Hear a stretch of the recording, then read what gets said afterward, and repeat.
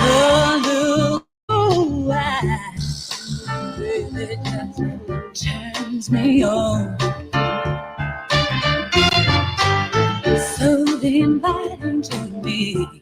You know I feel that they're my home. Darling, and I had to surrender with no sense of pride. Your touch from behind on my shoulder, so tender. The deepest for you. I can't stop loving you, baby. The deepest for you. I feel like me all the time. The deepest for you. With a fate and fortunes standing for a long, long day. People say that the tell stories and make mirror so.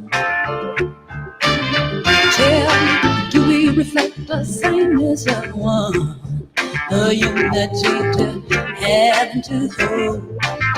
Darling, reach out just for me.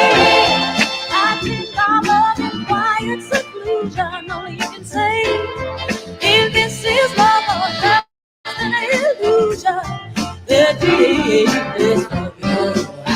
I can't stop loving you, baby. I think you love me all the time.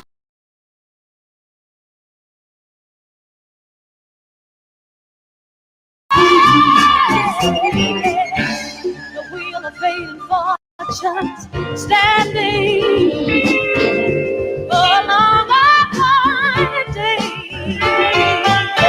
I can't stop loving you, baby. I feel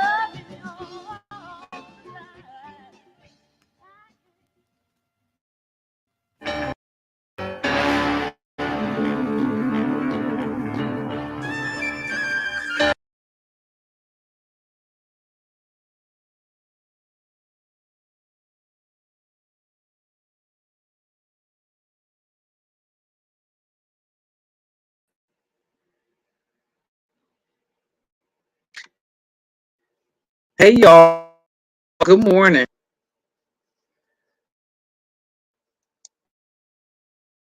Real quick. Now time's right.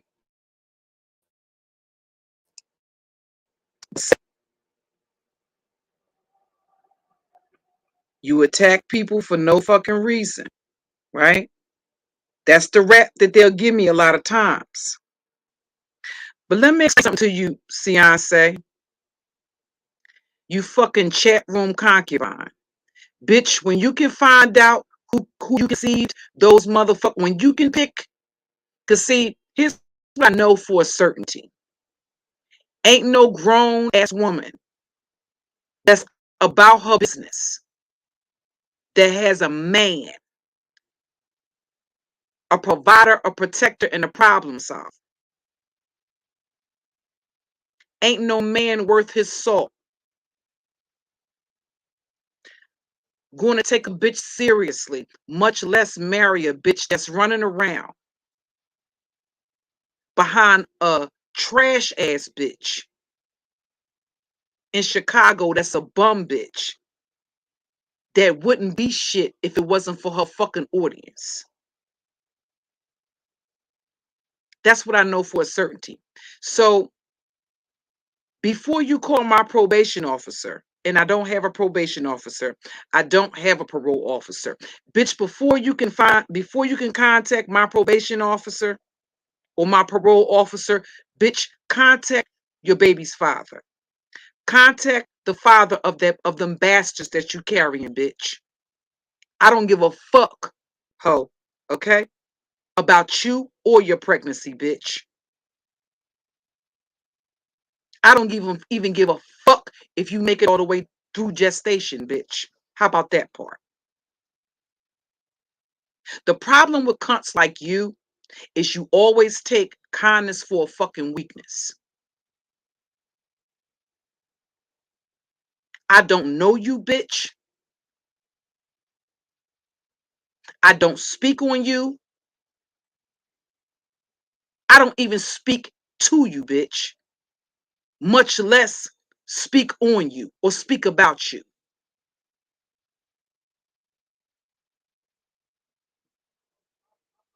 So for you to be in a motherfucking chat room talking about you gonna call my fucking probation officer, well, if you found that comedy, find it comedy when I tell you, bitch, get the fuck up out of chat rooms and go find your baby daddy, bitch. Get the fuck up out of chat rooms and figure out how the fuck you gonna be able to feed them bastards, bitch, without applying for WIC. Keep that same energy. Cause I'm sick and tired of they can say whatever the fuck they want to say to me. But I'm supposed to be held to some standard or have some etiquette or fucking decorum. Well, how the fuck I clap back? Bitch, you gonna get it just as good as the fuck you give it.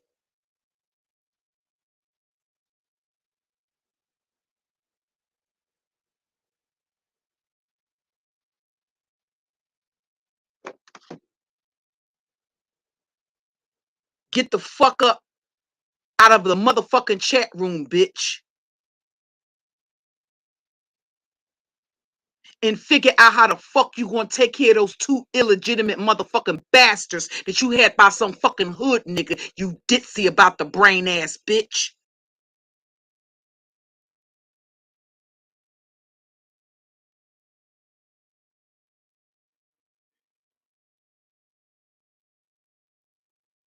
But they want to talk about how mean and how cruel you are.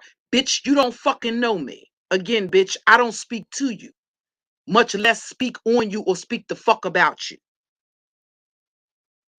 Now, if any of you fucking retarded bobblehead bitches, you bald-headed baby loving ass bitches, if any of you bitches have enough common sense that a bald-headed baby has. You know what's interesting? A bald-headed baby probably has more sense. An infant probably has more common sense than you grown ass bitches in your 30s, your 40s, and your 50s, following behind some bum ass bitch. Get in where you fit in, bitch.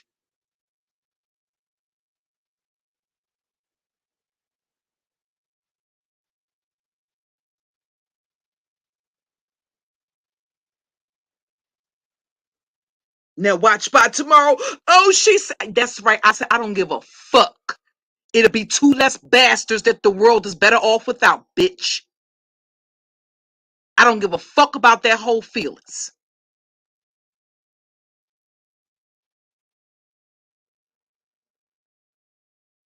And trust and believe me, I'm not even angry.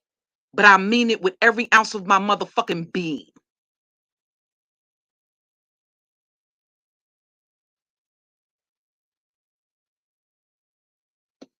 They're such the experts on my history. They're such the experts on criminality. Nonetheless, you believe that stupid bitches that follow behind a broke ass bum bitch in Chicago with a bastard of her motherfucking own. A bitch that's able to give all of this relationship advice. She's able to speak on everybody else's motherfucking relationship. Nonetheless, the best that she could do in terms of her own motherfucking romance, in terms of her own finding a romance of her own, the best that she could do is a 55-year-old motherfucking man that had his house the fuck in foreclosure as of fucking 2021. The best that she can do is engage in a tug of war with the bitches in his chat that had fallen in love with him over his fucking turtleneck.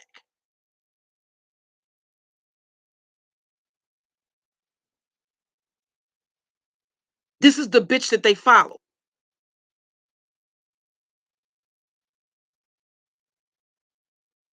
I'm just trying to figure out, y'all bitches do all this hard body caping. When the fuck are you bitches going to start leaving reviews and having that sticker next to the wigs that you buy as a verified motherfucking buyer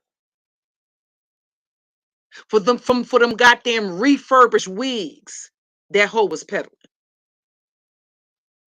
See, because if that many bitches can come into a chat room under fucking troll accounts, her fucking website should be sold the fuck out. Every fucking wig that bitch has should be sold the fuck out. And not because the bitch is going the fuck out of business because her wigs were trash and it was never a fucking business to fucking begin with. It was a fucking straw perch. It was a straw business that she created after the fact that she fucking defrauded the government.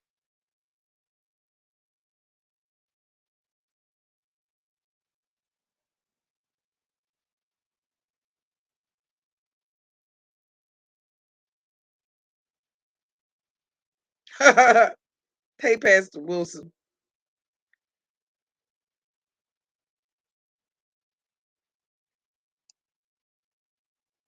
So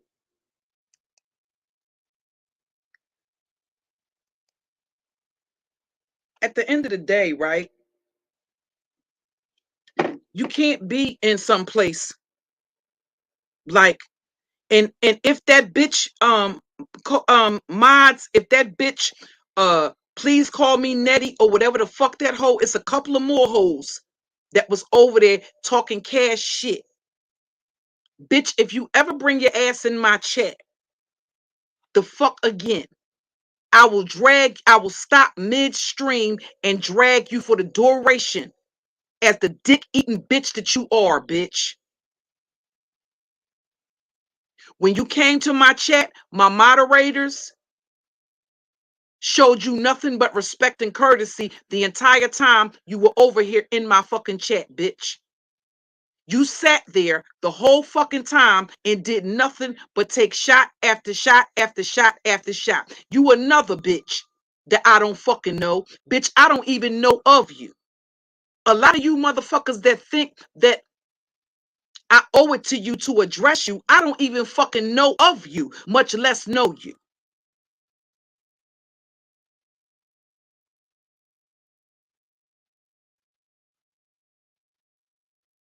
Now you can't be, yeah, you bitch. Get your stinking ass out of my fucking chat, you retarded ass, hiding behind the avatar, bubble-eyed, bobblehead, motherfucking crunchy bitch. You. If I had to pick and choose who the fuck it was that bought one of Babe Nation's wigs, you ugly ass motherfucking bitch, you probably sucked on FyeBabe's clit for a cheap motherfucking wig. Go upgrade your motherfucking jacket, bitch. It's disrespectful for you to be in that motherfucking avatar with a motherfucking consignment 50% off on a motherfucking Tuesday with a yellow tag motherfucking jacket on in that fucking avatar, bitch. No, bitch, ain't nobody calling you. Nobody wants to kiss you, bitch. You gotta kiss the tip of my dick and get the fuck on about your business only type of face, bitch. Don't you ever bring your ugly motherfucking ass in my chat again, ho. Ever. I don't give a fuck about you having long hair, bitch. I don't give a fuck about you having long hair, bitch. You're still ugly. You're an ugly bitch with long hair. You're an ugly bitch with long hair. That's not a win, sus, because you're still an ugly bitch with long hair. Now what's the next comeback gonna be? You don't wear makeup? Guess what, bitch? Perhaps you should. You and a lot of other bitches that make it a point to let bitches know you don't wear makeup. Maybe you should, bitch. Because you look like the back of a goddamn baboon's motherfucking ass, bitch. You look like a baboon's ass in the Bronx Zoo on a motherfucking breezy day, bitch. You look like a butthole. A baboon's butthole about your face, bitch. I don't give a fuck whether your hair is long or not, ho. You're still an ugly bitch. So you just might as well be a fucking butch. I've seen butches that look better. I've seen some beautiful motherfucking full-blown bulldaggers.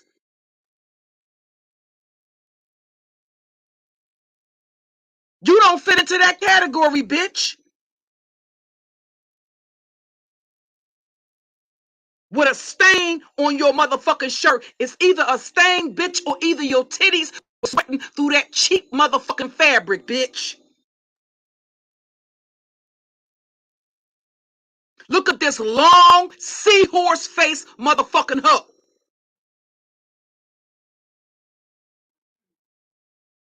Talking like you a motherfucking dime.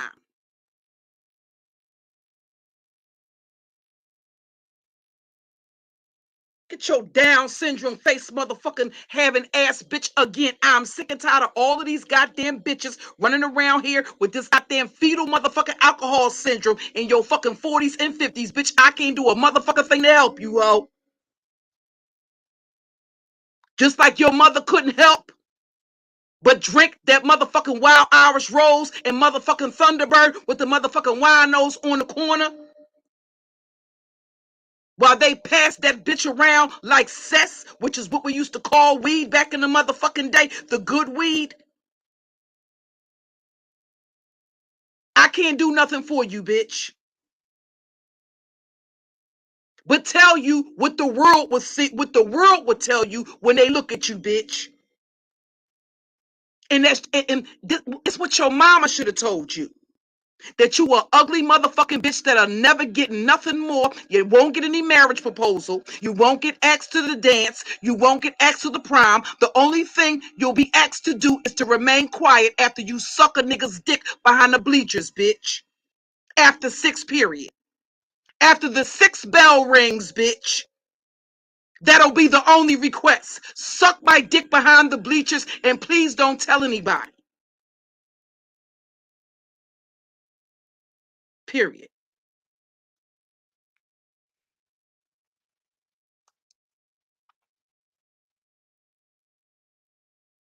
First thing they tell, I got long hair. You got long hair, bitch, and you still ugly as fuck. You still look like a motherfucking seahorse in the face. Those of y'all that used to look, that they used to watch, that used to play with the comic books, used to read the comic books. You remember they used to be selling these little sea monkeys. They were called sea monkeys, and you had to send away. So you know the disappointment and sending that dollar or however much it was that they were asking to buy this whole family of fucking sea monkeys that was supposed to grow from this package that you got that were in the back. Yeah, bitch. You look like the whole motherfucking family. You look like them goddamn sea monkeys that was supposed to come to fruition from out them goddamn comic books from 40 or 50 motherfucking years ago, bitch. You look like that goddamn sea monkey reincarnated in fucking 2021, you ugly ass bitch. You might as well shave all your head the fuck off, bitch. Your chances of finding a fucking man or finding a fucking woman has not increased with your long hair, bitch. So what's the purpose? You're telling me you have long hair for what reason? It still hasn't increased your goddamn fuckability, bitch. Nor will it. Nor will it. What's the next clap back, y'all? I'm gonna need you bitches to stop recycling them tire ass motherfucking reads. Bitch, we're going into 2022. Motherfuckers are tired of hearing about bitches' makeup. Motherfuckers are tired of hearing about bitches' wigs. Right? We're tired of hearing about the same basic shit, bitch.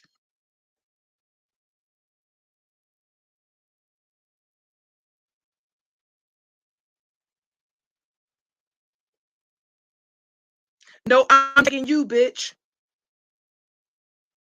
I'm dragging you. See, unlike you, KR, what I respect about Tracy and women that represent Tracy's strength is that it doesn't matter how many fucking times. See, bitch, unlike you, Tracy has the confidence to show what the fuck she looks like, bitch. You don't. And I'm sick and tired of bitches that don't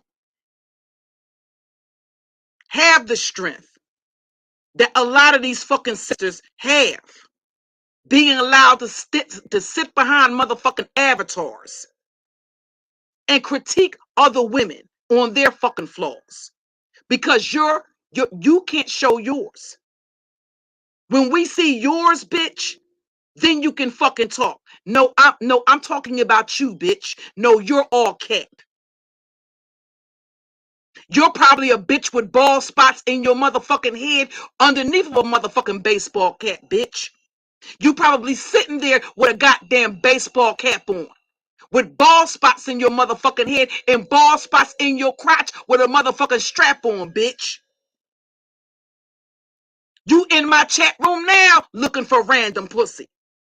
You in my chat room right now, ho, looking for somebody to stick that strap on, to stick that strap in, bitch. Stick that strap on in, bitch.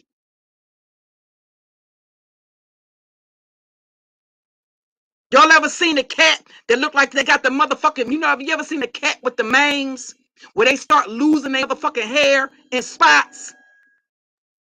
This bitch got alopecia of the motherfucking head and alopecia of the crotch. I'm diagnosing you today, ho.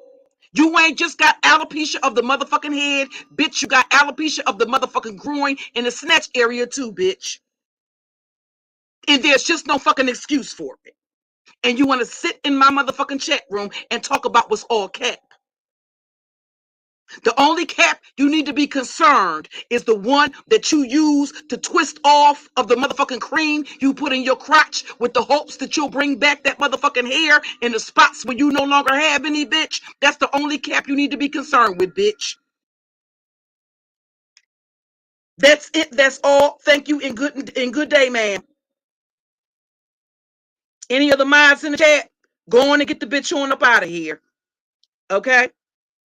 I only got listen, I got a 3 to 5 minute motherfucking limit for fucking raggedy ass motherfucking bitches. After that, you have to get the fuck on about your business, bitch. Okay?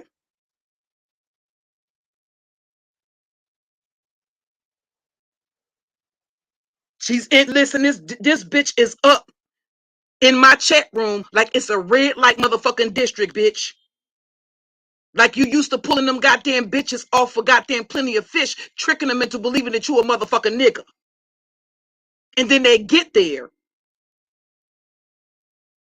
You probably look like a nigga, but when they unzip you, listen, if you pull your dick and it snap back, round about where you got that alopecia at, bitch, if you don't get your ass the fuck out of my motherfucking chat talking spicy, bitch, you can't talk shit to me with a snapback dick, bitch.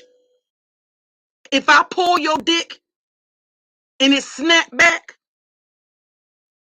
and you scream ow because the rubber in that shit or the string or whatever the fuck it is pop your ass in the crotch, bitch, get your ass out my chat talking spicy, ho. Go somewhere and find you a motherfucking girlfriend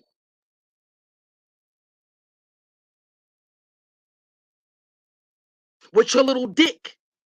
Listen, she can put her dick in her pot. Listen, she can put her dick in a goddamn Crown Royal bag.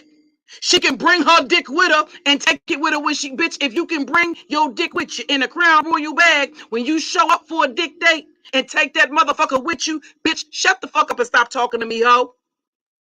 Don't come in my chat talking spicy, bitch. Period.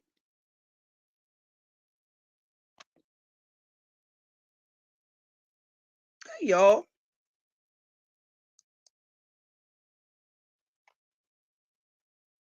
Hey, S. Hutchinson.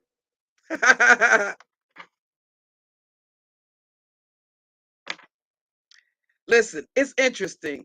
The whole thing is you want some fucking body. And here's the whole thing. I will be actually coming on, and which I had intended to do anyway. What I usually do around the holidays is I do actually come on camera, and I do that for my subscribers that may not have seen me throughout the year. Okay, I do that for them, but it won't be for irrelevant bitches. And if you come back in my chat and type one more motherfucking thing, you know what I'm gonna show?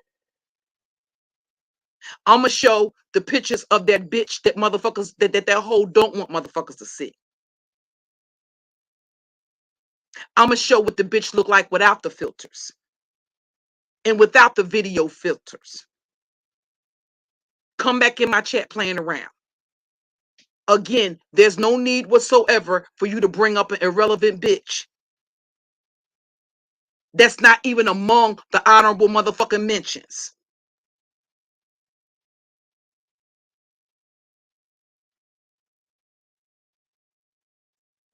I know what the whole looks like without the filters. So I'm not impressed. And that would include video filters. And yes, hoes can use video filters too.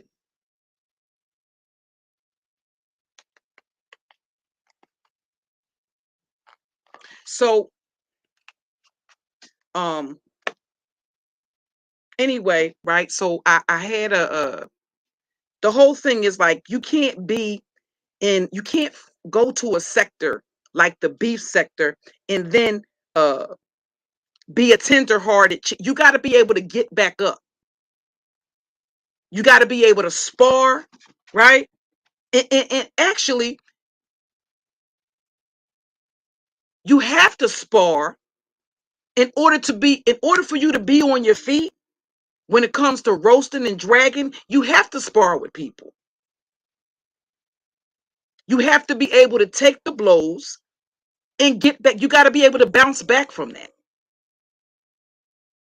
My skin is not thin like that. I get dragged all the time. If my skin was that thin, I wouldn't be able to do it. So I don't harbor when I get dragged, I don't harbor resentment like that. I get back in the ring again and continue sparring. I don't carry that shit with me days and weeks down the line. I'm still in my motherfucking feelings about getting dragged. If I get dragged, I get dragged. If a bitch gets the win, she gets the win. That don't mean I ain't coming back again, but it means she got the win. But I'm not going to sit and seethe and really just absorb every single thing that a bitch said about me. My hair, my skin, my look, my jail time, my prison, my this, my that. Listen, if you can't if you can't deal with that type of stuff, then the beef sector, you can't even really sustain, you can't really withstand the black sector and deal with that kind of stuff, much less venture over into the beef sector and be able to, if you get in your feelings like that about every fucking thing. So generally, right, because of, now I haven't really even been to a lot of panels in the beef sector. I'm accustomed to panels in the black sector. And I'm used to getting ambushed on panels in the black sector. So that training for panels, I from the black sector. So when I hit panels, I tend to be on high alert.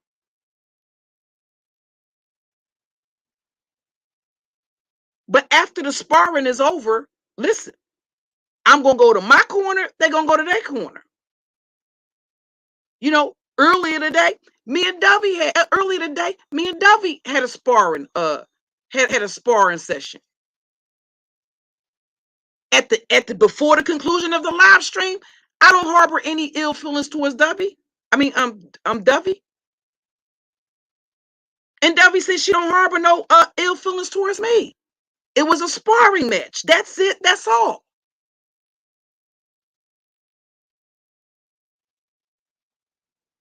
Me and Kwani had a conversation. Iron things out. Like two women. Had a laugh at the end. Listen, a week from now, me and Kwani can be cussing each other out again. And if we do, we just do.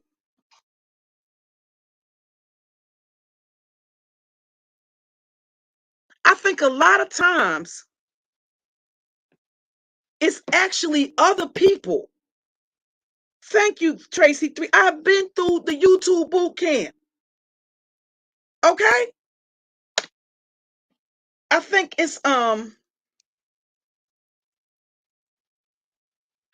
you know what, Tracy, I don't either. I think some people beef differently. You know, I think some people beef differently. Like for me, I don't just tend to I'm a little bit more reluctant to beef with a younger person. Like they would really have to do something like jump off the porch and start windmilling for me to get into a tussle with for me to start the sparring with a younger person. I don't like to beef with younger people. You know, I will if it comes to that, but I don't like to do that. Okay. Um, and I usually have to have I have to be comfortable with the reason why I'm beefing with the person. If I'm not comfortable with just going, but you know what, I realized that a lot of people try to position content creators against each other when it suits their purposes. Like if you have two formidable foes, or you have two content creators and they both are forced to be reckoned with, right? Um, they will often try to pit them against each other or do things to fan the flames because they may actually be intimidated to go up against a particular content creator. So what they try to do is put a battery in the back of the person, but again, that would be solely up to that content creator. Nobody can make you do anything you don't want to do. Nobody can make you, if it's not in you to just attack a person who has done nothing to you, then you're not going to do that. If you're the type of person, now people that aren't familiar with me, the people that know me know I can't be bought like that. Or you can't just give me, that's what pissed me off about that narrative that Ali was running. People that know me know you can't just say, here, go after this person. Here's a little bit of money. Because I wouldn't accept money. First of all, I wouldn't accept any money under that pretense. And if that person hadn't done anything to me and I was cool with that person, they wouldn't be able to do that. I think if you do that in that instance, that's not even a person that I would trust, because if you would do that in that instance, you do it to anybody. That means you can be bought. That means you basically you're for sale to the highest bidder. That means anybody that greases your palm. You know, I've seen people do that in a lot of instances. Um, when it comes to more popular content creators, I'm not even going to say bigger content creators. If they believe it's something to gain, this is what we're seeing now. This is what we're seeing now with Grown Folks TV. He doesn't even know who is who in the beef sector. This dude is absolutely clueless. But because he's talked to a few people from the beef sector, he believes he knows. No, you absolutely do not. If you knew who had been in the beef sector the longest, if you knew, um, I mean, he just basically, I honestly believe that he believed that there was only,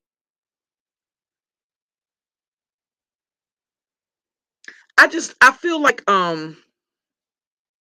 anytime you come into a space, um it's say for instance, if you were invited to a celebrity dinner and you were invited, if you were invited to a celebrity dinner, you wouldn't walk into the gathering or the gala and just start trying to tell them how to run how to be successful, and start critiquing them, especially if they are the vets. They know the business. Instead of going into a situation, keep in mind, I've only been a content creator for a little over 3 years, so I'm still really a rookie for all intents and purposes. Well, it's kind of like I'm like the rookie and the vet in some ways. I'm like a vet in terms of my knowledge, as far as who's who, but I'm really like a rookie content creator. They think I'm a vet content creator. I'm not. So instead of going into a situation where, okay, these are the people that have withstood the ups and downs, the losses of monetizations, the losses of fucking channels. They know how the algorithm, they know all of that. So you can learn a lot more than just coming stomping up in motherfuckers' house and you gonna tell them how shit is and just be disrespectful to motherfuckers that paved the way for there to be a motherfucking beef sector. I told you the issue with a lot of these people, I think they think because I have that savage side, they confuse that with me being able to be respectful to people that show me respect. It's really, the formula is just as simple as that.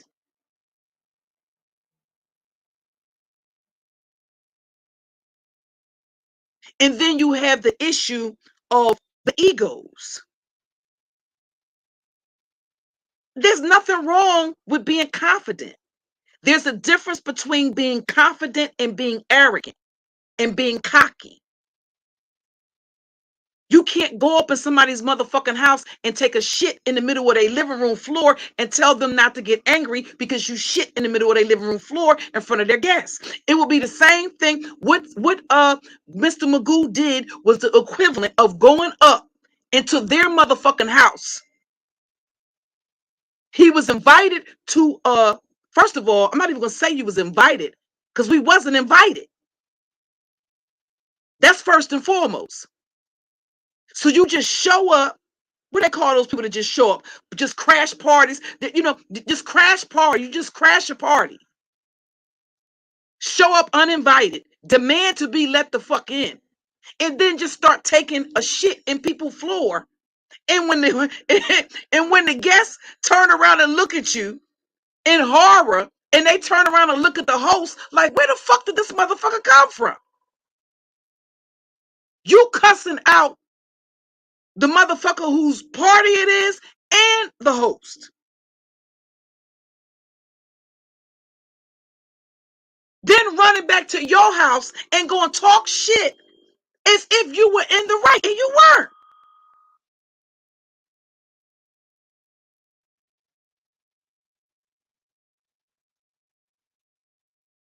They have these out of control motherfucking egos. You always have that whole mindset that no fucking body can check me. I'm fucking uncheckable. Listen, that will be their fucking demise. You can an attitude like that does not work in business, period. It doesn't work in corporate. It doesn't work in, even if you're talking about entrepreneurship. Good morning, Key. It just doesn't work. There's checks. The goddamn president of the motherfucking United States got goddamn checks and balances. Why isn't the president all powerful and able to do whatever the fuck he wants to do without any checks and balances? Because no fucking body, right? The people that made the laws know that no fucking body can have that much fucking power and control because power corrupts. There's checks and balances with every fucking thing. And yes, you can be a savage. Yes, you can be a ruthless. I can be a ruthless businesswoman. Okay? I can be cutthroat as a businesswoman. But that's not applicable for every fucking body. You also have to know how to compromise. You also have to know when to pull back, when to retreat, and when to stay in your motherfucking lane. And if you have the mindset that, oh, I know every motherfucking thing, I can teach you something. I can show you something. Let me show you how your shit should be. That type of attitude is not going to get you nowhere. So there's a fucking art to humility. People think being humble is a fucking is a weakness. It is not. It's a fucking strength. Because you have to be able to reel your fucking ego back in when the fuck is appropriate for you to. You can't get in your motherfucking feelings every time somebody say, oh, well, you a bitch if you don't want to go after this person and attack this person and attack that. Okay, well, then I'll be a bitch then. Do I know who the fuck I am? Do I know I'm not a bitch? Do I know I'm not a coward? So why the fuck am I? Listen, do you know how many people go so far as to commit murder because they are fearful of what the fuck other motherfuckers are going to think about them if they don't? You know how many people don't want to fight? Or how many people are not fighters?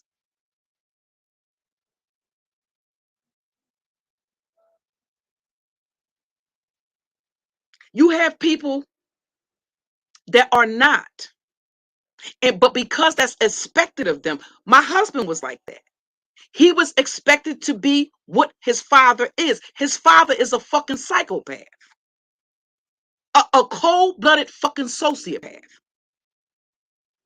And the family expected for him to follow in his father's footsteps. They looked just alike, but they were totally different. That's what made having a family so appealing to him, at least initially. For many years, there was. He wasn't like them, but there was a side of him that was never, he never was able to be that person around his family. He was always expected to be what his family is and what his family was. That's not who he was. He wasn't a fighter. Nonetheless, that's what was expected of him. Family calls, family says this needs to be done, that needs to be done. Let's go move out. Okay, well, when he's sitting in prison for 16 years, then what? People in the neighborhood come through. My husband got shot by a drug dealer. They went to go and rob. The dude that woke him up out of his sleep to go and rob the dude, right? Actually left him getting shot at by the drug dealer and the dude that was protecting him, protecting the dealer. He left him getting shot at by them and left him out there to basically die.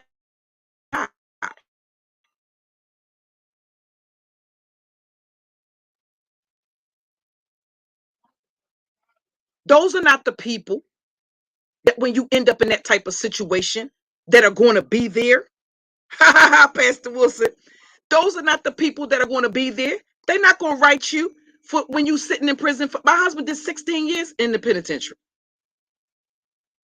They're not going to write you, accept your phone calls, take care of your family while you're there. They're just not going to do it. They might not be there 3 months into your county jail time, much less you being sentenced on a state level.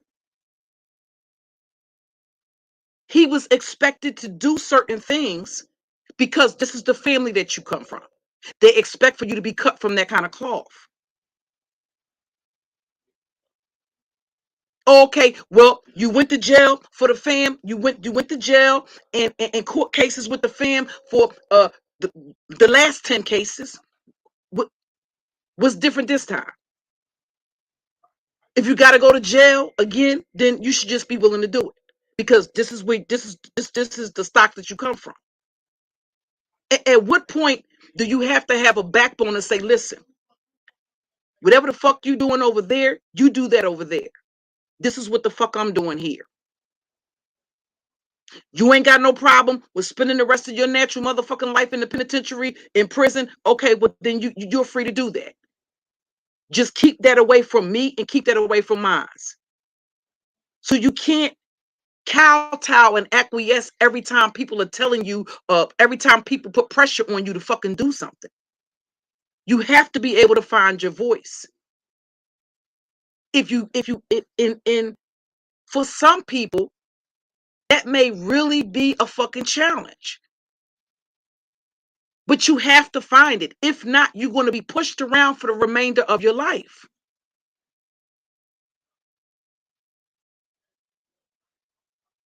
Nobody wants to feel that, hey, beautiful soul, good morning. Nobody wants to feel that loss, or nobody wants to be the outcast. Nobody wants to be everybody is innately the desire to want to belong. Who doesn't want to hang out with the popular kids? Who didn't want to hang out with the popular kids? Even though they was bad as shit, who didn't want to hang out with the popular kids? Even the nerds want to hang out with the popular badass kids. So what do the badass kids do? Okay, well, you want to hang out with us? Well, let's put them up too. You know, they'll tell the other bad kids, listen, so and so want to hang out with us. So and so, we the cool kids, right? We the popular kids. We know we got that it factor. So and so want to hang out with us. So they'll use that person as a goddamn crash dummy. They will use them as the flunky to do all types of shit. And here's the whole thing. The person still won't be accepted. A lot of times people don't realize you don't fit in because you don't fucking fit in. You don't fit in. You might want to fit in, but you don't. Stop always looking at that as a bad thing. Maybe you don't fit in because you will fucking, listen, recognize that as a sign that no, you don't fit in because maybe you were meant to fucking stand out, separate from the rest. Yes, they're going to be it's going to be mind-boggling for them. They wondering why don't you follow the herd like them? Because why don't you follow the herd like them? Because I'm not like them. I don't have to follow the herd. Hi, Custard. You know, you don't have to follow the herd. Where's the herd going? If the herd goes and jumps off, if a herd goes and jumps into the goddamn ocean off of a cliff, if the herd goes and jumps into a goddamn burning, jumps into a lake of fire or anything that's detrimental, you don't follow them where? Kind of like what you see sometimes on YouTube is you see it's like this mentality that would have had to exist with some of the people like in places like Jonestown. You see people dying right in front of you. You're stepping over the bodies and asking for the flavor aid. It wasn't even, here's the whole thing, y'all. It wasn't even Kool-Aid. It was flavor aid. Do the research. It was flavor aid. You stepping over bodies. You see this person snaking this person. You see him crossing this person. You see him stabbing this person in the back. You see him biting this person in the back. And nonetheless, you are still stepping over the carcasses. You're stepping over the trail of people that they have fucking betrayed and saying, well, because you want to what? Because you don't want to stand up. You don't want to. I think it's hard for some people when they have that. I don't want to say it's odd that it's unusual for you to want to belong, but you can't do that at any. It should not be to your own detriment that you do that. There's nothing wrong with wanting to belong. That's the reason why they have social clubs. But you don't go to a damn social club where they sitting there at the goddamn table playing Russian roulette. How goddamn bad do you want to be in the club? If you go to sign up for a club and they tell you a part of the goddamn initiation is that you have to play Russian roulette, the same type of reservations that you have, the same type of reservation you would have in that damn instance. Don't be afraid to decline a damn offer to fit the fuck in. Because a lot of times you don't fit in because you don't fit in.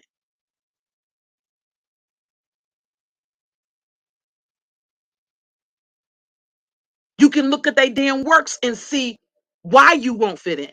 Why do you feel the need to fit in with something like with the people that do the type of things that they do? Are they doing good deeds? Are you following the footsteps of somebody that's actually producing something? Are they being productive? Are they producing anything positive? Are they producing something that you can benefit from 5, 10, 15 years from now? Are they producing something or doing something you can goddamn benefit from? Is it going to matter years from now? Is it something that you can leave your children or your grandchildren? Otherwise, what the hell is so grand about what they doing and what they got going on? So over the years, listen, I have learned, listen, I can turn down an offer. You might want to belong, but it shouldn't take you that long to get the gist that no, I don't quite fit in. So I'm not going to force it. What you have on YouTube is people forcing it. And I'm going to do anything I have to do so that I can fit in instead of staying in my own lane. Even if you in your own lane by yourself.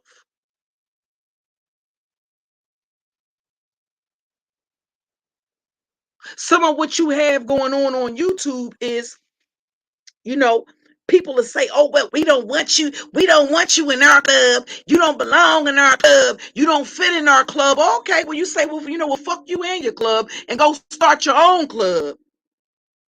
Go carve your own path. And what do you know? Here all these motherfuckers that told you you couldn't sit with them. They didn't want you at their table. They didn't want you around. You was a pariah. You was this. You done went over here and started your own shit, and here these motherfuckers come. What you look around like, why the fuck are you even here? So now you want to come over here and tell me how I should be doing my shit. Like, listen, it just gets to be, you have to be able to listen. Don't be afraid to walk. I think a lot of times people are just afraid to walk away. You afraid to walk away because you think you're missing something. I promise you, you're not. And it'll take for you to walk away before you realize, no, you ain't missing shit. If they can't recognize your gifts and your talents, no, those are the motherfuckers that are missing out. You ain't missing a goddamn thing. It's their loss, it's their L. Gather up your little gifts and carry right the fuck on. 2, 3, 4 years from now, those same mindless minions that can't think for themselves, that want to follow the damn crowd, you'll see them. This is the reason why you see these people go from person to person to person to person, from chat to chat to chat to chat, from content creator to content creator. Oh, I ain't fit in with this one. Let me mosey on over here to this one. I ain't fit in with that one. Let me mosey on here over this one. Money more. Listen, when are you going to be tired of doing these tours and telling your story? But it's the same damn story. Ain't nothing changed. The only thing that's changed is a motherfucker that you want to get up here and tell everybody has victimized you. At what point do you stop being a victim and become a goddamn volunteer?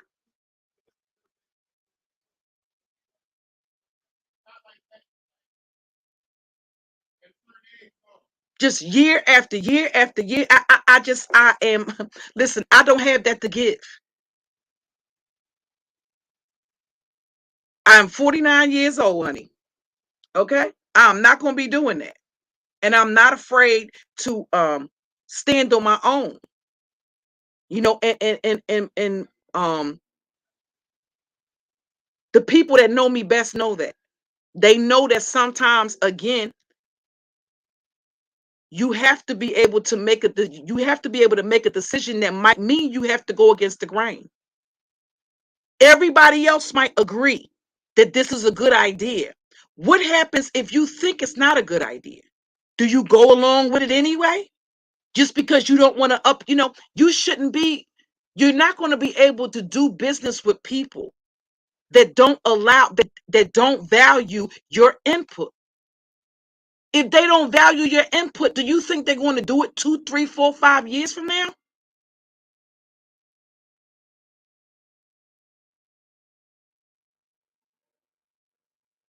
If you have a team, the decisions that you make should be as a team. If you're not making decisions as a motherfucking team, then you don't have a fucking team. Even though sometimes you may have to make executive decisions that you may feel, it may be your vision that particular executive decision is in the best interest of the team.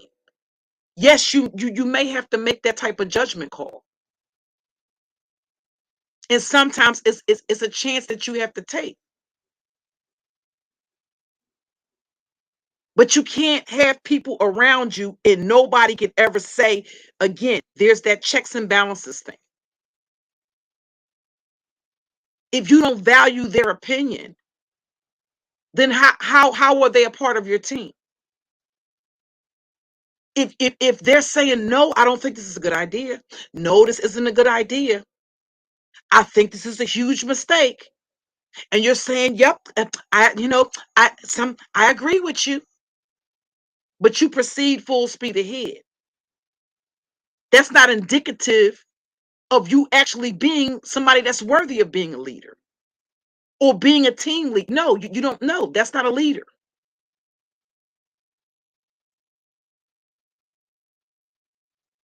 That's a person that wants to, they don't let you know what's going on. You're not abreast of what's going on. But if they decide to turn course 2,000 yards off of shore, they expect for you to just be on board. We've been going this way all this time. But they can make a sharp left or a sharp right, and you're supposed to fall in line. How many times do you do that before you realize, no, this is not stability. This is not my idea of job security.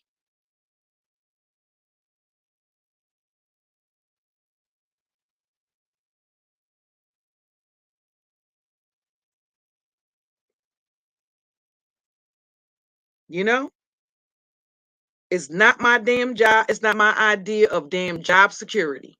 I do not want to be bouncing around from, listen, it does not take you long to know that you have a personality clash with a particular individual.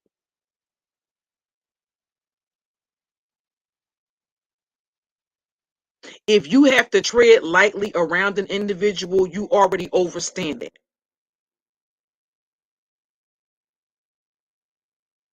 You don't have to crawl up under the sheets with a motherfucker to understand that. That it's best to keep that individual at a safe distance from you for your own protection. And if you feel that you have to keep that individual at a safe distance, why would you think it's any, why would you think it was safe for your people to be nuzzling up in the bosom of that person? It just goes to show you don't give a fuck about your people. You don't care what happens to them. But they believe you do. And they believe that you do because, maybe nobody ever pretended. Maybe nobody ever pretended that they liked them or cared about them or that they belonged to anything. Maybe the motherfuckers in their life didn't even love them enough to, didn't even like them or love them enough to pretend.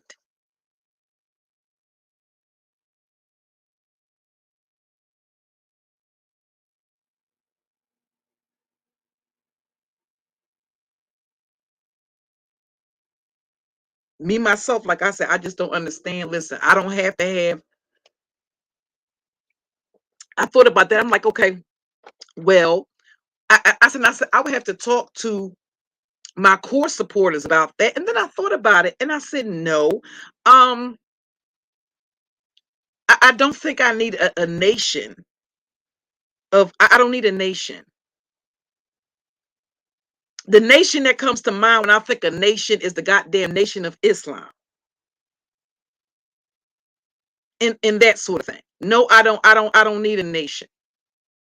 And I said, well, I would talk to my people and try to and see how they felt about that. But it still felt kind of cultish. It still felt kind of cultish to me. And if I was going to follow the model of those that are the most successful YouTubers on the platform that have millions of subscribers, that get millions of views, that have viral videos that have millions of views, literally, that have multiple streams of income on one goddamn channel. They're not running around here calling themselves nations.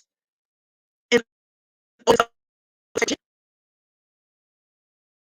they're not trying to micromanage whose chat room people go in, whose channel people support. They're not trying to manage that type of stuff. If you look at YouTube from the perspective of a business, that kind of creates a glass ceiling in terms of your growth before you've had any growth.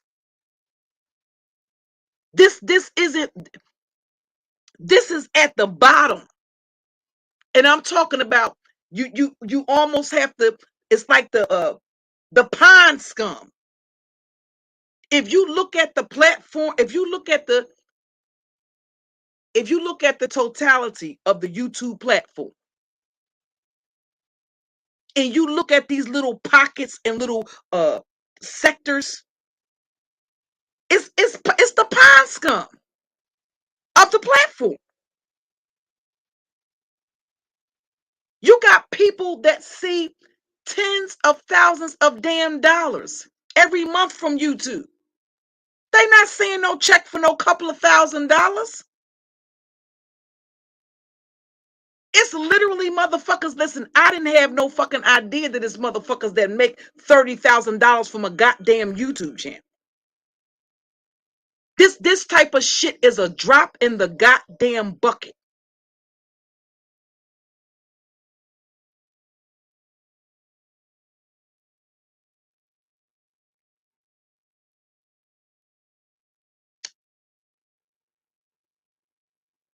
So when you think about it from that way, yeah, um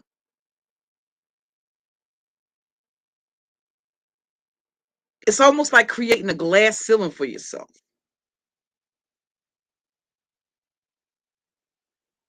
And unless you need to have, unless you have a desire to be a goddamn cult leader, if you go to places like Think Media,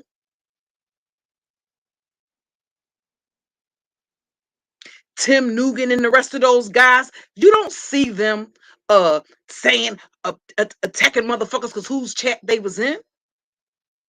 Going at you don't see that. And I think it's unfortunate because when it comes to a lot of YouTubers, I don't even think that they realize what gift, and they say it. They say, yeah, I know I'm talented. Yeah, I know I got a gift. It's a gift to be able to roast motherfuckers. It's a gift to be able to drag. That's a gift. You don't see it as special. But what the fuck do you think stand-up comedians do? How much money do you think Cat Williams, Martin Lawrence, Eddie Murphy, or Richard? How much money do you think? What do you think? What did Richard Pryor do? The trailblazers of comedians. What did Eddie Murphy do? You don't think that result? What do you think their gift and their talent was before they moved on to things like acting and all of that kind of stuff? When you see 30-minute motherfucking HBO specials, what the fuck do you think that is? No, not an hour HBO special. Some of them have 30-minute HBO specials before they start doing movies and stuff like that. What do you think that is? So yes, it absolutely is. It's a genre. It's a genre of fucking entertainment. It's as crude as the humor is. It's a damn genre of entertainment. It's a gift to be able to entertain people. We all have those family members that we get excited about when we know that they coming for the damn holidays because we know they're gonna act the damn fool, and it's gonna be funny as hell. After they get a couple of drinks, it's gonna be even funnier. We all have those family members and friends that are the damn life of the party. That the party don't get started until they get there. And you know they're going to, anytime you call this cousin or this sister or this brother or this uncle or this aunt or whoever, you're going to laugh your damn ass off from the time you say hello to the time you say goodbye. I love you more. You already know you're going to laugh your ass off. The type of relative that when you go out with the motherfucker, they joke so much, you'll spit some soda out because they'll say some silly, crazy shit and you weren't expecting it. And I'm talking about when you spit the soda out and the shit is coming out your nostrils. That kind of, we all have those type of friends and family that are funny like that. So I think sometimes they don't even really see their potential. They don't even see their gifts and their damn talents.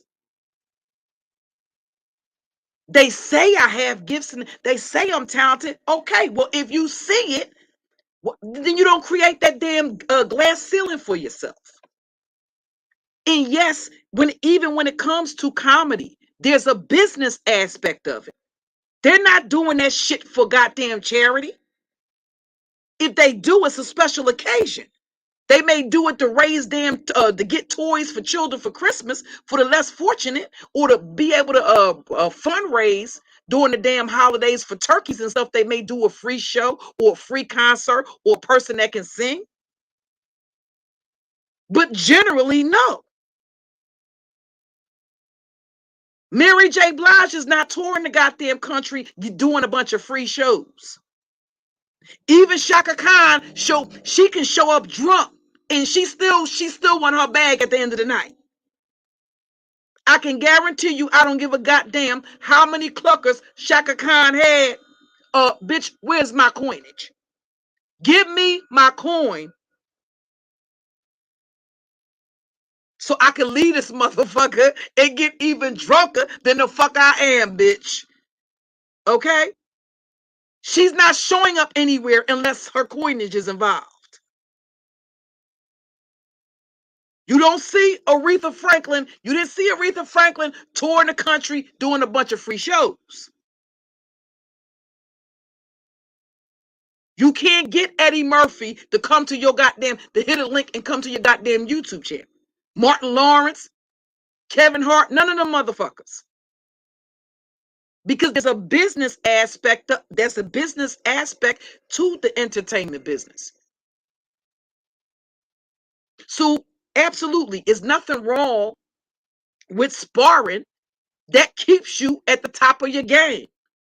Shit, you might go back and look at it and be like, God damn, you know what? I could have thought of something else that was even funnier than that. Why didn't I? You can critique yourself. But yes, you don't just jump in the motherfucking ring with a goddamn heavyweight and expect to walk away with the motherfucking title. You have to spar and prepare for the goddamn event. So yes, it's necessary for you to spar with people. And you have to, if you get knocked on your ass, you got to be able to get back up, bounce back up. Every motherfucking time and that's what separates the content creators that have been here down in the trenches from the rest. It doesn't matter how many times they take the L or they take a fall. They get the fuck back up. They don't lay there and cry. They get back up. And they usually get back up swinging, as they should. It's either one or two things. You're going to get back in the ring and get the swinging. You can't lay there and cry, because this motherfucker eye might be closed, but I can see out of this one. I can see out of this one. This side of my lip might be swollen. My top lip might be swollen. I don't need my lips to box. I don't need my lips to spar with a motherfucker. That's kind of like them drags when you get when you on a damn panel, when you start saying shit that don't make no damn sense. You start thinking of any goddamn thing that can come to anything that comes to the top of your motherfucking head. you know? But shit, yeah, you know? So when I go to platforms, listen, I don't expect for content creators are not running a damn witness protection program. You always have the option again, but I think a lot of times people succumb to the pressure of people saying, oh, you scared to hit the link. Oh, you don't want to hit the link. Oh, you don't want to do this. Oh, you're afraid of this person or you're afraid of that person. And they succumb to the pressure. You hit the fucking link and then you hit the link and then you mad because the content creator didn't protect you. Why did you hit the link? They're under. You have some content creators that may do that, but they're really under no obligation to do that. Once you, of your own accord, decide, I'm no longer going to be a spectator, I'm going to hit the link, go on the panel, you can't expect the content creator to protect you. They're not running a fucking witness protection program for subscribers or for other content creators. And that's just the way I look at it. Whenever I talk about certain things, I'm talking about from the perspective that I see it. Everybody's not going to see it that way. Again, you got to kind of like get out of that whole group thing. We don't have to think all, you know what I mean? We don't have to reach all the same conclusions. We're looking at it from different perspectives. We bring different life experience to the damn table. We're not going to all look at it the same damn way. Why do you think whenever you see people at the museums or you see people viewing artists' work, they're all looking at it, reaching a different conclusion about what the fuck they see that the artist is trying to convey. They're looking at it with a different set of eyes. They have a different mind. They stand there and they ogle paintings, works of art for how long? Trying to get an idea of what the artist is trying to convey. We're not going to all see things um the same way. But I really think that that's the issue with a lot of people. You know, they're afraid to stand alone. Sometimes you may have to. Sometimes you may have to.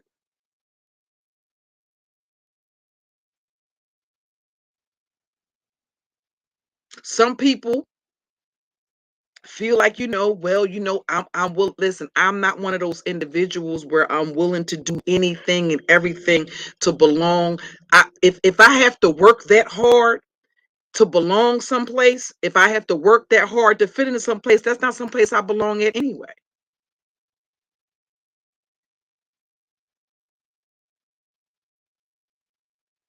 It's no loss. So what I observed earlier as I was over there hanging out with Pizarro and the Intels. What I observed earlier was it turned from like this. I had been in the chat and hopping on and off the panel for the duration because what they was actually talking about was what had happened with Allie. Now, those of us that are in the black sector, we already know what Allie gives. We already know how Allie operates. Okay. Um, she's went over there, she's told people shit like, okay, I got paid to, and if you're telling people that really don't know me shit like I got paid to attack you, they might be inclined to believe it. It would only be people that really know me that would know that no, that's not the reason. That was never my issue with you. That was never my issue with her. But now she's over there painting this narrative that, oh, the reason why everybody liked me. Everybody liked me. No, again, bitch, nobody, a lot of people don't like you. There are people in the fucking black sector that don't like you. Mr. Magoo doesn't like you. There's a difference between Mr. Magoo doesn't like you, Mr. Magoo is using you. There's a difference. He's using you as an attack dog. Now, you're the one that's confused about that. I'm not. Mr. Magoo uses your platform. He deems you as a woman that is weak, that will allow him to do that. He knows he can't use me in that capacity or my platform. As a matter of fact, that's the reason why I fell out with him. Because he wasn't going to be allowed to come to my platform and run my platform as if it was his, or dictate who I associated with, who was modded on my channel, or any of the other fuck shit that he does over there on his own channel. At the end of the day, he was told, you stay over there on your channel and do your thing. I'm going to stay on my channel and do my thing. And why was that such a problem? Because I don't need him to do what I do on my channel. Nonetheless, he ran around with this narrative. Oh, she's clout. You don't have any motherfucking clout for me to gain from you. If I was going to, I'm a rookie content creator, but I've been on YouTube long enough to know who has clout and who the fuck doesn't. So if I was going to chase clout, trust me, Mr. Magoo's channel was the goddamn last channel I would motherfucking be going to if I was interested in clout. I only went to his channel supporting another YouTuber.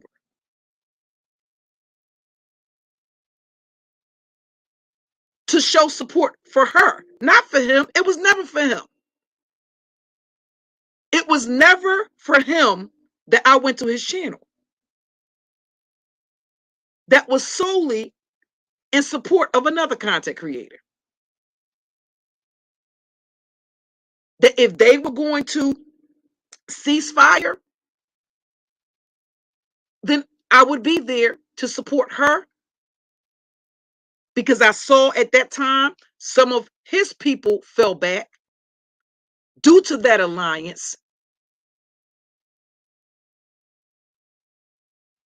So why not? I'm not a person that has to support somebody in secrecy.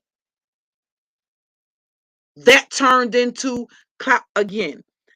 If I'm going to chase clout, I'm going to chase people that actually have clout.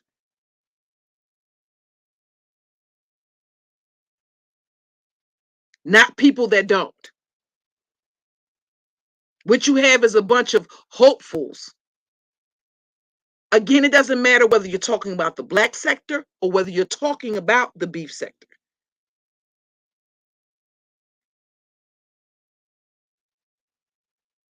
I know who the heavy hitters are in both sectors. I don't have to run up behind somebody that, that doesn't have any clout. If I'm going to chase clout, I'll chase somebody that actually has some.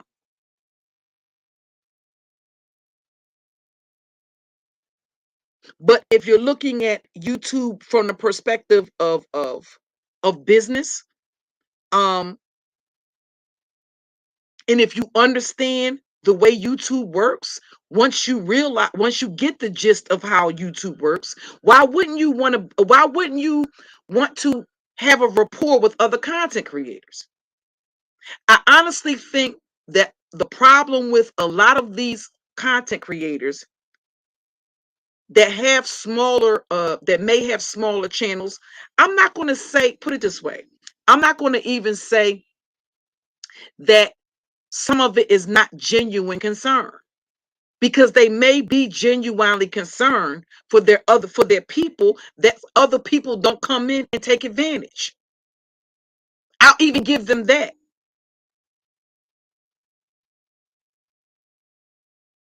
I'll give them that.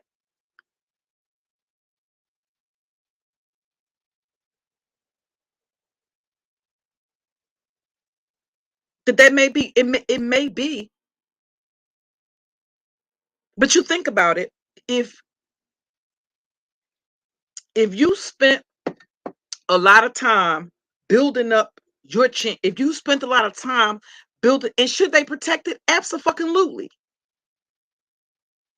Because you do have motherfuckers that are on here just to fucking use you for what the fuck they can use you for, and then after they use you, they'll discard you. So should you protect? It doesn't matter whether you're a man or a woman. It doesn't matter whether you're straight, whether you're gay. It doesn't matter what you are. It doesn't matter what your sexuality is. That has nothing to do with it. You have every right, and you should protect what you've built. It's yours.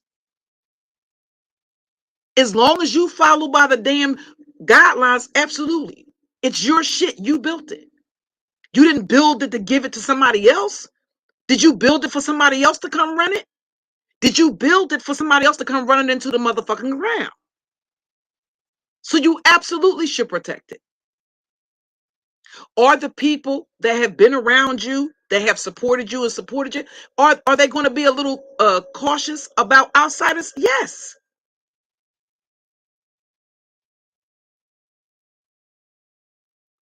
Some of them may even be a little protective. That's not something that's something that I can't comprehend.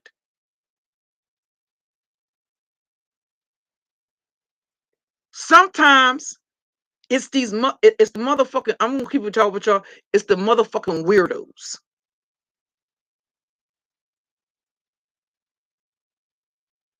That are in there. Get out! You don't belong. Sounding like the fucking weirdos in the Carrie movie. They're all gonna laugh at you. These bitches are pulling up in chats under troll accounts. As if motherfuckers don't see you. As if I don't clock based on what you're saying. Who you're in the chat room windmilling for. Crookie should read the room. Bitch, fuck the room. Do you realize when I hit a panel hoe, I'm in survival mode? I have my motherfucking ape suit on, bitch. I don't have time to read the room, bitch. When I'm on a panel in a sparring part. Basically, these bitches want you to stop sparring and pay attention to the feelings in the chat. Bitch, are you okay?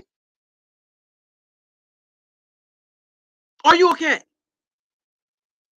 Have you ever been in a motherfucking listen, Kels, Kels, it's like, listen, have you ever been, I'm gonna describe to you what the fucking feel like, and the bigger the goddamn content creator it is, have you ever been in a motherfucking, can you imagine, I know what the fuck the Romans feel like, beautiful soul. Have you ever been, you know what it's like when you hit a motherfucking link on a panel? You remember when the Romans would lift up the motherfucking gates and let the lions out? Yeah, something like that. That's what you feel when you hit a motherfucking link and you got 500 plus motherfuckers in the chat. I don't have time to think about the feelings or to take the feelings of the motherfuckers in the chat. If it's 500 motherfucking lions in the chat, I don't have time to consider what the fuck they thinking or whether or not, I wonder if they gonna gnaw off a leg. I wonder if they fed them before they let these motherfuckers loose. Listen, ain't nobody got time for that. Are you okay?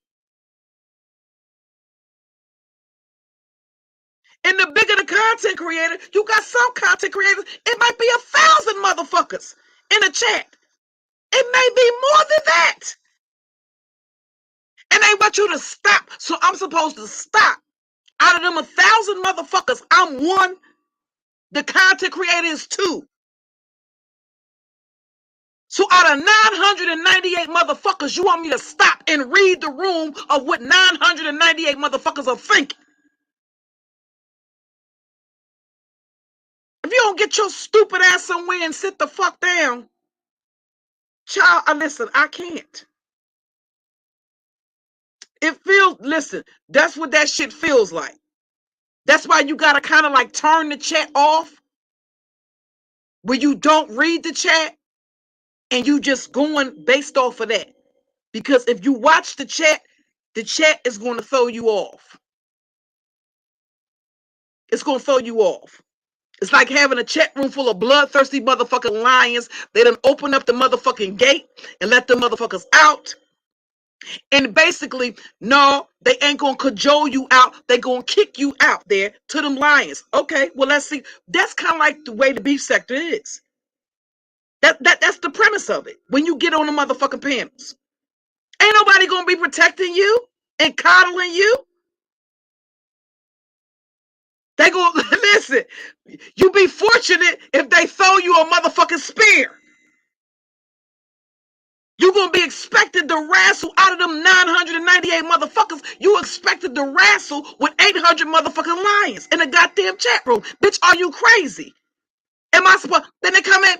She should read the room and think about what we're saying in the chat, bitch. I don't give a fuck what you're saying in the chat, bitch. What part of that don't you understand? Fucking retarded ass motherfuckers.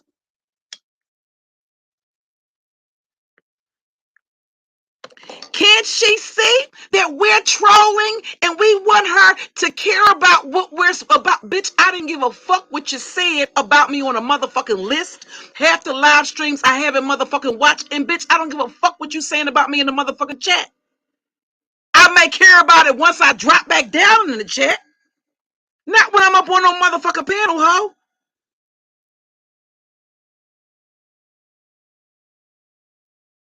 Then you got these people that'll hit the link and come on the panel. I believe that you should have protected again. Nobody's running a witness protection program.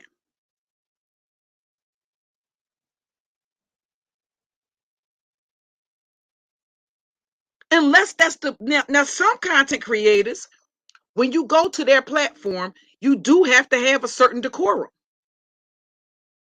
And you have to respect that content creator the way that they run.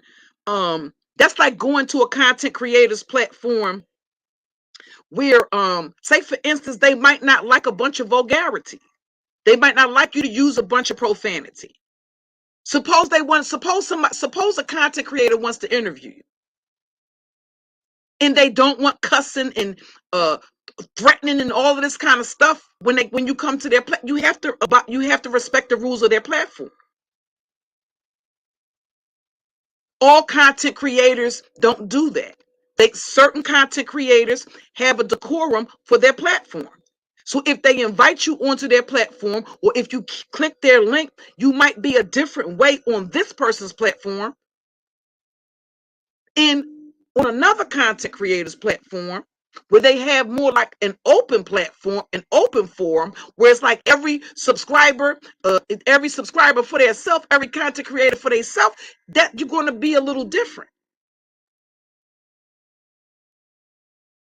If you hit a link on a content creator's platform where they have a very laid back, kind of like mature, like laid back, kind of type of platform, and they invite you onto their platform, you have to abide by their rules.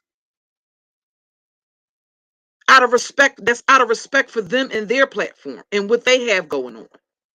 Because again, a lot of times those are content creators that are using their channels are usually branded. So their branding is taken into consideration. So yes, you have to be different. It's like you don't walk into your motherfucking, you don't go, do you go to work and tell your boss, I don't really want to deal with these motherfuckers all goddamn day long just so I can sit back and look at your goddamn vacation pictures of motherfucking vacation I can't afford to go to fuck on? But I'm here, John. Where's my goddamn time card? Do you go to work and say, listen, I should have more than a motherfucking half an hour for fucking lunch.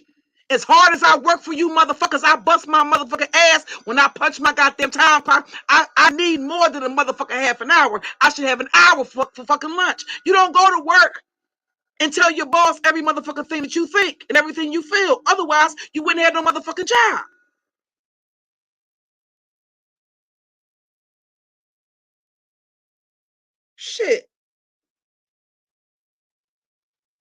Motherfuckers, you're different on this when it comes to securing it. Listen, if that's what it takes, listen, cussing out motherfuckers is my hobby. That might not always be a motherfucking way you can pay bills.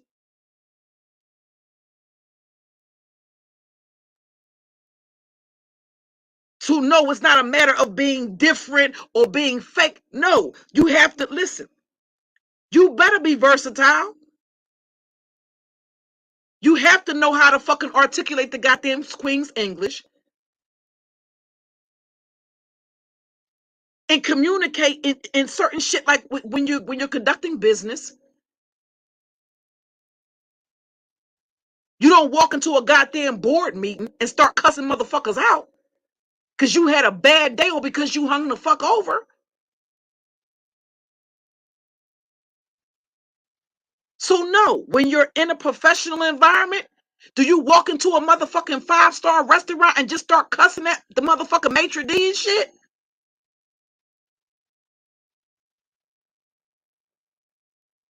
If you gotta wait a little bit longer for your motherfucking table, do you start cussing motherfuckers out in the restaurant because you gotta wait a little bit longer for your food? Fuck no, you don't do that.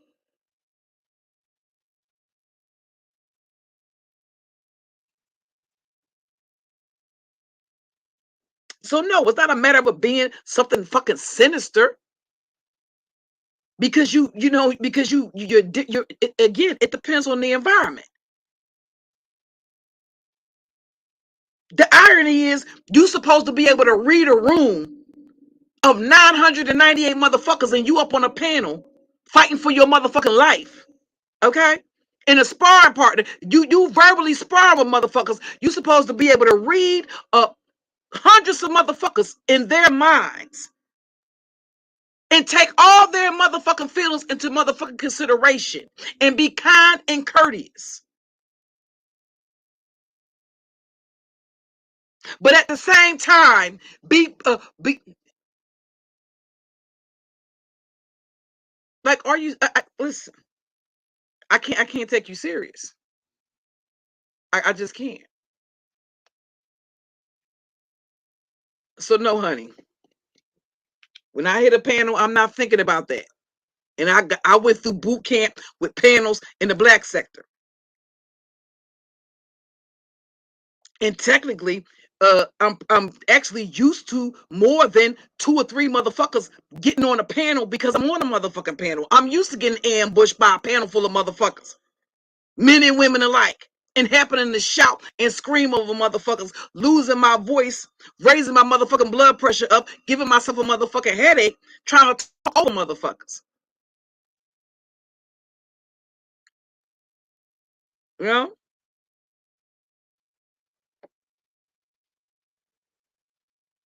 They down in the chat room talking shit like it's gonna make me hurt. It's gonna, Debbie drug you into. Okay, well, Debbie drug me into the corner. Debbie drug me into a corner. Is it that you think I can't be drugged into a motherfucking corner? Now, I might not stay in a motherfucking corner, but bitch, I could be drugged into a motherfucking corner too. The problem is, I'm not gonna sit there in no motherfucking corner and cry about the shit, bitch. That's the difference. I am not gonna sit in no motherfucking corner and cry, ho. I'm gonna come up out of that motherfucking corner. If I get knocked on my motherfucking ass, that's the difference, bitch. I'm gonna get back up. And when I get back up, listen, y'all remember how the Tasmanian Champagne King, you remember how the Tasmanian devil used to spin out? And when he after he finished spinning, his motherfucking tongue be hanging, his knuckles be motherfucking dragging, the fucking horns be out, and his ears be motherfucking spinning. Yeah, something like that. Get into it. Period. Okay? So that's okay. Shit. That's all in the nature of the sparring, honey.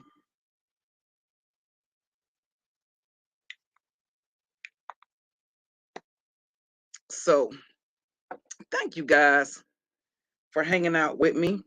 I'm going I done been hollering all night, Key. I'm gonna have to drink me some I'm gonna drink me a little bit of a ginger lemon tea is one of my favorites with a little bit of turmeric in it. That's one of my right, King. Shit, listen. I'ma spit out like the Tasmanian devil, like shit. And bitch, listen. And sneaker hit in and hit me in the back. Hit me in the back of the head while I'm fighting off 100 motherfuckers if you want to, and think I ain't gonna remember where the fuck that hit came from. No, when I stop fighting these motherfuckers, I'm coming for the motherfucker that hit me in the back of my head when I was fighting. Okay? But thank you guys for hanging out with me. But that's all I wanted to say. Uh like again, like don't be afraid to sometimes you might have to go against the don't be afraid to stand alone. Okay? And to do something, to make a decision that's not always going to be popular. It might not be something that it might not be a popular decision.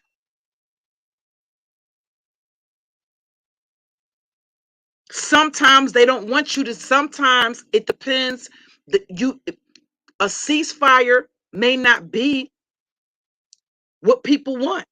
But does that mean that if you really, if the opportunity presents itself for you to have a ceasefire with this individual, it doesn't mean that you don't cease fire, especially if you don't really have an issue just because other people have an issue with that would be their issue. You can't make me have an issue with a person that I've resolved the issue with. Okay? You know? And that's just it. Again, I always have a good time when I'm hanging out. When I go over there to hang out in the beef sector, I go over there and I have fun. I go over there and get my kiki, get my laugh, and that's it. You know,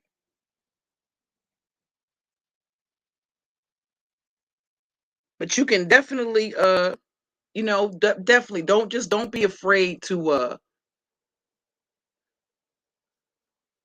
don't be a don't be a follower. You don't have to be you don't have to be a follower. And just because you don't fit in, don't internalize that to mean if you don't fit in that you are somehow flawed or that is something wrong with you, is probably what I was at a loss for words for. Because a lot of people internalize that as if to say, okay, well, what's wrong with me? Why aren't these people, why aren't these particular group of people accepting me? You might not be like them. Your heart may be totally maybe the polar opposite. You at your core, underneath of that exterior shell, may be the polar opposite of that. And be okay with that. If you don't fit in this lane or you can't fit in that lane, you try to cross over, you can't get in this lane, can't get in that one. Don't be afraid to create your own damn lane. Or carve out a niche. If you ain't got one, you ain't figured it out yet, don't be afraid to carve one out. Half the niches that you have now were not always here. Somebody saw or had a vision and said, okay, well, I'm going to go off here in this direction. Nobody agrees with it. Nobody sees my vision, but I do. I believe in it. And do your own damn thing. Stop always worrying about fitting in with some clique or some it ain't half the times they ain't even damn cliques, they fucking cults that you try to force yourself into. You wanted your no.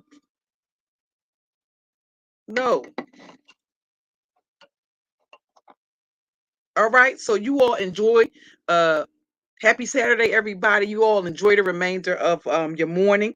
I'll probably catch up with you guys a little bit later on. Okay. Thank you for hanging out with me, and y'all take care. Okay. Talk to y'all later. Peace.